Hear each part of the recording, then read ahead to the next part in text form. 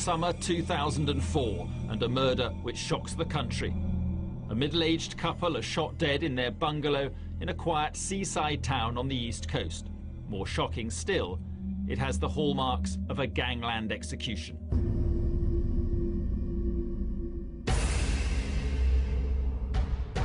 The hunt for the killers is to lead detectives to an organised crime gang built on drugs and held together by violence. They killed people, they tortured people, they terrorised people. The #1 murder suspect, seemingly untouchable gang leader Colin Gunn, overlord of a tough council estate. Dozens of police operations have failed to find evidence to bring Gunn to court, and he has spies in the force. We've been working on it, nothing's come of it, got no evidence. This was just, the ultimate betrayal. Will this double killing give detectives the ammunition to put an end to gun law?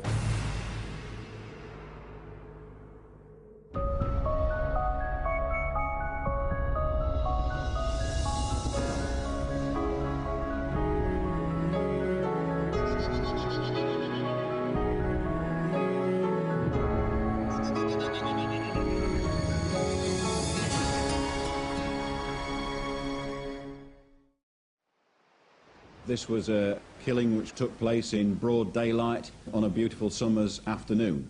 Whether or not you would describe it as a professional killing, I've got to try and keep an open mind about that. I'm still awaiting results of tests that are still going on down at the scene. But from the outset, detectives knew that was exactly what they were dealing with.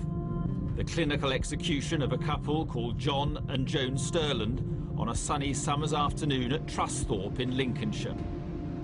Was carried out with chilling efficiency by killers aware of the forensic clues they might leave behind. The brutality with which it was executed was extreme. It's horrific. Neighbours were shocked to learn later that the Sterlands were in hiding in fear of their lives. They had been on the run for months, had declined places in the witness protection programme and opted instead to find their own safe haven. The events leading to the shootings had begun a year before, 80 miles from the murder scene.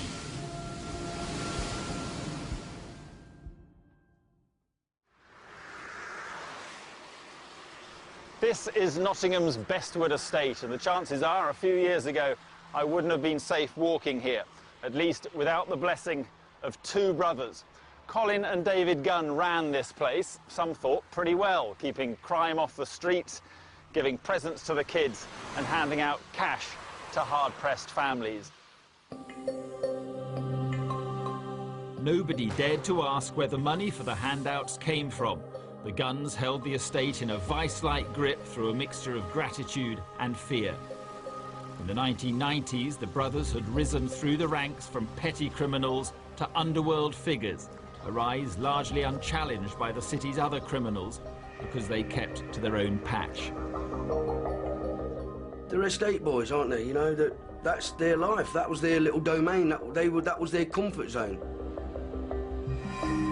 I spent more time with Dave, and the time I spent with Dave was, it was always laughing a joke. And if I'd got a problem, I'd say, hey, Dave, help me out, because he's a lot bigger than me, you know what I mean? But it was great. If you're tough in that place, you get a reputation. You might get a reputation as a fighter. But if you're tough and you've got a gang, you very, very soon are known by everybody, because if they cross you, they cross everybody. They cross the whole gang. The Gunns' gradual move from petty crime to organised crime meant that the brothers were the law on the Bestwood estate. You crossed them at your peril. He doesn't have to physically intimidate anybody or beat anybody. Just his presence lets you know that, you don't fuck about with this geezer. He's a big lump, you know what I mean? Only a fool would mess about with somebody like that. If you were somebody at Bestwood and you'd been burgled and you didn't like it, you go to the Gunn and say, hang on, I've been burgled, this isn't very nice, what are you going to do about it? They obviously would present you sooner or later with your property back, and the burglar would get probably a good hiding for his troubles. Many stories circulated about the gang's brutal reputation. We were aware of an incident of retribution during our investigations where a man who owed Colin and David Gunn money was taken to address on the Bestwood estate, where he had the fingers on both hands broken with a wheel brace. People had heard all the stories about fingers being chopped off, nailing people's hands to wooden benches.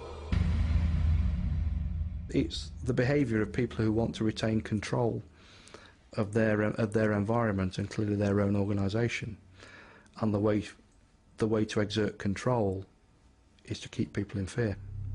Colin and David bought the loyalty of young people on the estate primarily by showing them what they could have. They see Colin driving around with a personalised number plate, you know, big Gun or Power.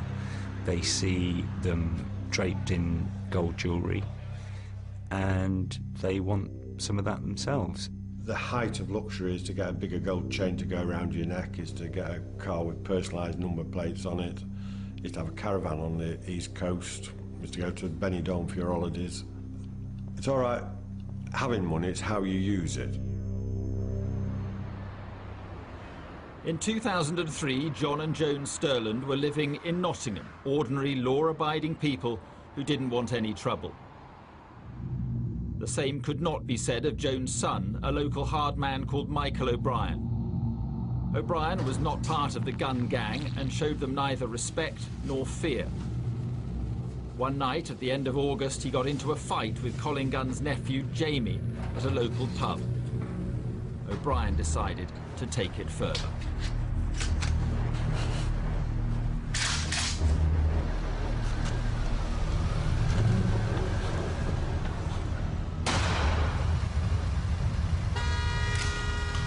But in the darkness, O'Brien had killed the wrong man. Marvin Bradshaw was a totally innocent victim of that shooting. He was in the wrong place at the wrong time. Present in the vehicle when he was shot was Jamie Gunn, who was a nephew of Colin Gunn, who we think was the intended victim. It was a crime that Colin Gunn took personally, an attempt to assassinate one of his family.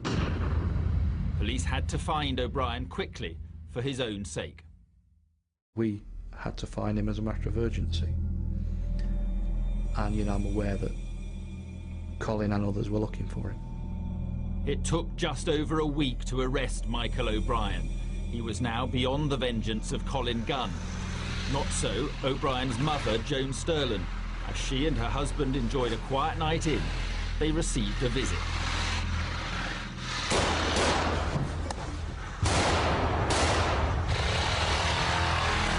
The message was clear. Just as Joan's son had targeted the Gunn's nearest and dearest, so Colin Gunn would do the same. The Sterlands had no choice but to flee their home. Within hours of the shootings, they were on the run, heading up the motorway to Yorkshire. It seemed far enough away for safety, but it was not to be.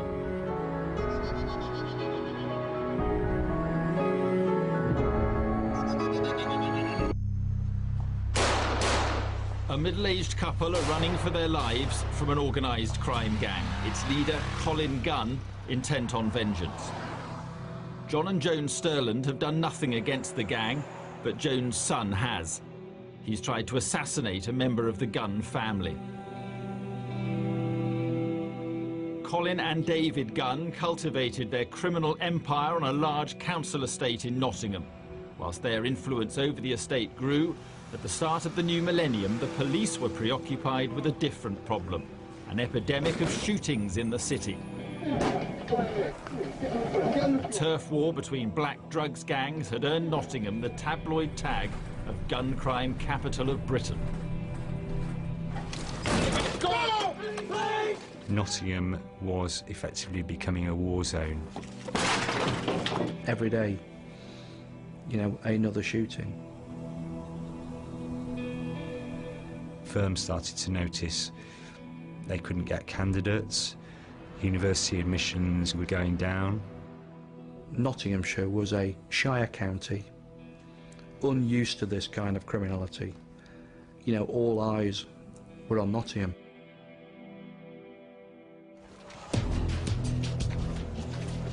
For the first time in any British city, routine patrols were armed. Then came Operation Stealth, a major effort to crack down on drugs and firearms and rescue Nottingham's reputation.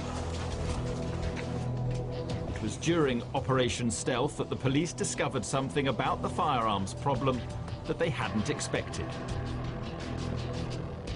It was seen at that time very much as a problem in the black community, in the same way that that problem manifested itself in places like Birmingham, Manchester, London. Over time, though, probably by about 2002, I was aware that something else was happening. There were white people believed to have been shot by white people, and that told me that we didn't just have one gun problem, that we actually had two. The shooting that caught their interest was the murder of 25-year-old John Shipham, blasted as he lay in bed in a flat in Bestwood. It had a gangland ring to it.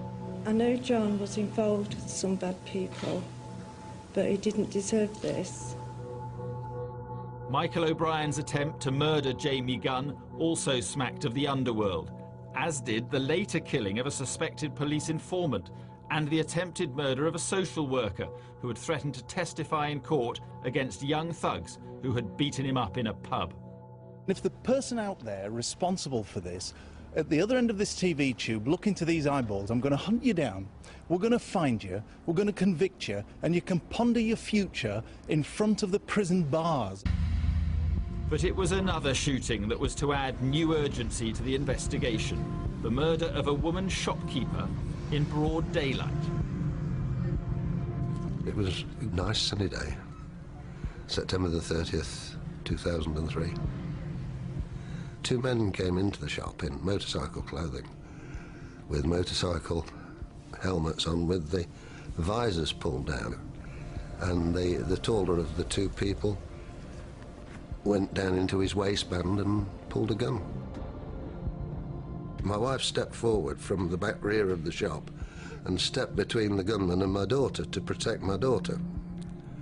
And he did no more than just pull the trigger and shot my wife in the chest at point-blank range. It was no question of missing. He said, "Silly cow," with my wife lying dead on the floor. Nowhere is a sense of shock, outrage and loss greater than within the community where Marion lived and worked. They're evil. Evil. I thought, why Marion? Why not me? Why take the good?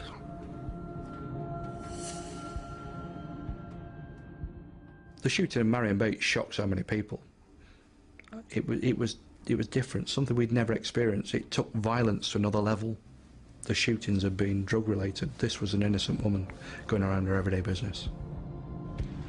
Police suspected a link between the botched robbery and Colin Gunn. The Peugeot that was used as we believe, as a getaway vehicle from that actual shooting, sometime previously had been stopped, being driven by Colin Gunn's girlfriend. That was how we believe it was linked to Colin Gunn. You can't sit here and say Colin Gunn murdered or was involved in murdering Marion Bates, but I think what you can say for absolute certainty is he created a climate, he created a backdrop against which that was possible. A chief suspect for the murder was a member of the Bestwood gang called James Brodie. But immediately after the killing, Brodie had vanished. Had he caused too much trouble for the city's underworld? As you can see, there's a great deal of activity in the background where we've moved a container and we will shortly start digging and exploring that area. The primary rumours include he was taken to a pub and shot, and subsequently teeth taken out, and his body was burnt in a warehouse. This is the fourth location police have searched in the last 9 days, but so far their efforts have failed to find any trace of James Brodie. Another rumour, very similar, was taken to a farm somewhere and was fed to the pigs. The rumours about what happened to James Brodie are just that, rumours, but they're not out of line with the way the underworld deals with its own. If he's going to put the